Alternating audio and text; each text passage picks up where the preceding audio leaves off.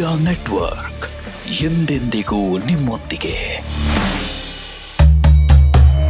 ಹೇಗಿದೆ ಕುಂಭರಾಶಿಯವರ ಪರಾಭವ ನಾಮ ಸಂವತ್ಸರ? ಮನೆಯಲ್ಲಿ ಏನಾದರೂ ಆರ್ಗ್ಯುಮೆಂಟ್ಸ್ನಿಂದ ಮನೆಯ ಶಾಂತಿ ನೆಮ್ಮದಿ ಹಾಳಾಗಲಿದೆಯಾ? ಅಥವಾ ಮನೆಯಲ್ಲಿ ಸಂತಸದ ವಾತಾವರಣ ನೆಮ್ಮದಿ ಇರಲಿದೆಯಾ? ಹಣಕಾಸು ಹೇಗಿರಲಿದೆ? ಜೇಬು ತುಂಬುತ್ತಾ? ಖಾಲಿಯಾಗುವಂತಹ ಸಾಲದ ಪರಿಸ್ಥಿತಿಗಳಿದೆಯಾ? ಇನ್ನೂ ಹಲವಾರು ರಹಸ್ಯಗಳು ಈ ಸಂಚಿಕೆಯಲ್ಲಿದೆ. ನೋಡೋದನ್ನ ಮುಂದುವರಿಸಿ.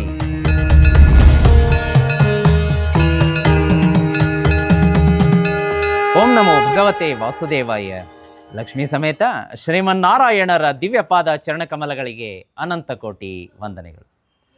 ಪರಾಭವ ನಾಮ ಸಂವತ್ಸರ, ಯುಗಾದಿಯ ವರ್ಷ ಭವಿಷ್ಯ, ರಾಶಿ ಕುಂಭರಾಶಿ.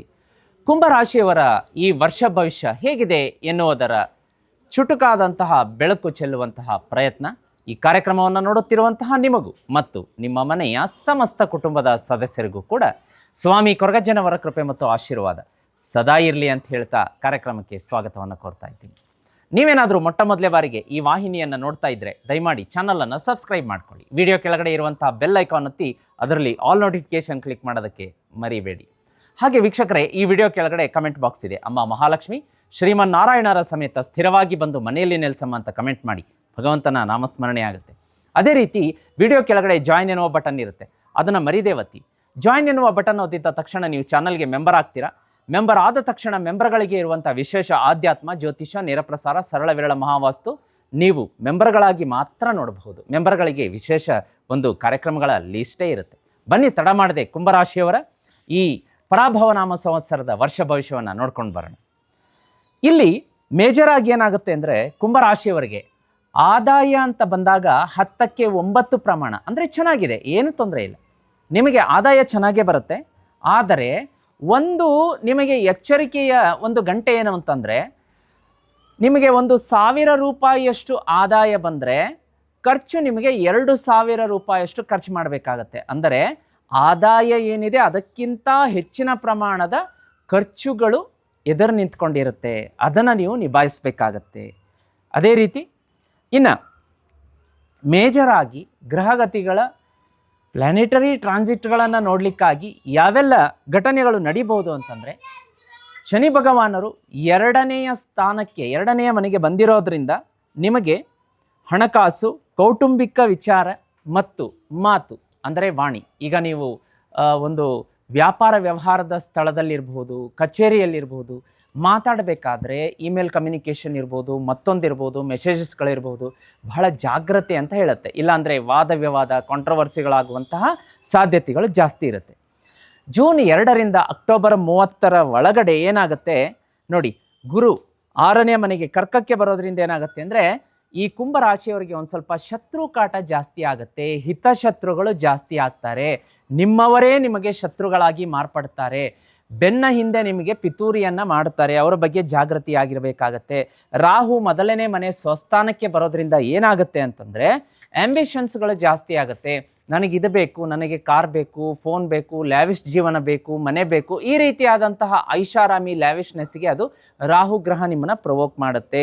ಇನ್ನು ವೃತ್ತಿ ವ್ಯಾಪಾರ ವ್ಯವಹಾರ ಅಂತ ಬಂದಾಗ ನಿಮಗೆ ಫಸ್ಟ್ ಹಾಫ್ ಏನಿರುತ್ತೆ ಅಂತಂದರೆ ಒಂದು ಸ್ವಲ್ಪ ಡಿಮಾಂಡಿಂಗ್ ಇರುತ್ತೆ. ಅಂದರೆ ಜನವರಿ, ಫೆಬ್ರವರಿ, ಮಾರ್ಚ್, ಏಪ್ರಿಲ್, ಮೇವರೆಗೂ ಕೂಡ ಕೆಲಸದ ಸ್ಥಳದಲ್ಲಿ ತುಂಬ ಒತ್ತಡ ಇರುತ್ತೆ, ಕಿರಿಕಿರಿ ಇರುತ್ತೆ, ಹಣಕಾಸು ತುಂಬ ಟೈಟ್ ಇರುತ್ತೆ. ಜೂನ್ ನಂತರದಲ್ಲಿ ಪರಿವರ್ತನೆ ಆಗುತ್ತೆ, ಎಲ್ಲ ಚೆನ್ನಾಗಾಗುತ್ತೆ. ನಿಮ್ಮ ಶತ್ರುಗಳ ಮೇಲೆ ಕೈ ಮೇಲಾಗುವಂತಹ ಸಾಧ್ಯತೆ ಕೂಡ ಇರುತ್ತೆ.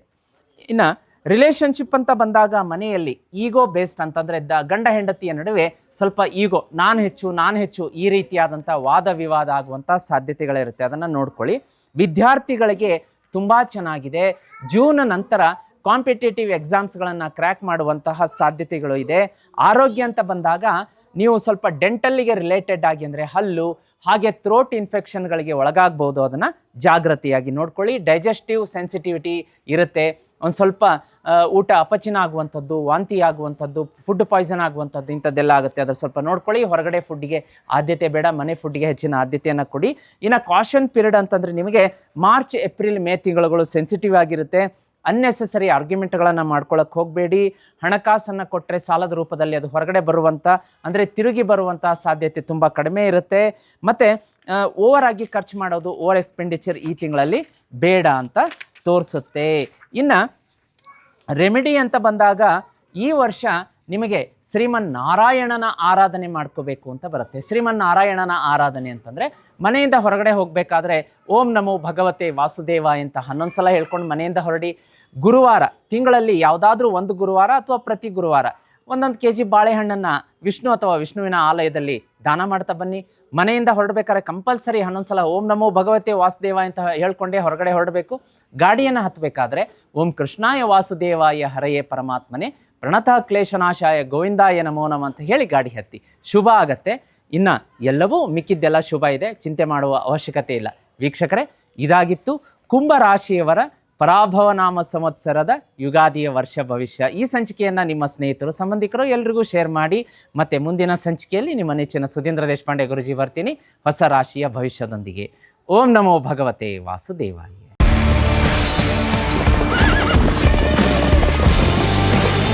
ಜೀತ್ ಮೀಡಿಯಾ ನೆಟ್ವರ್ಕ್ ಎಂದೆಂದಿಗೂ ನಿಮ್ಮೊಂದಿಗೆ.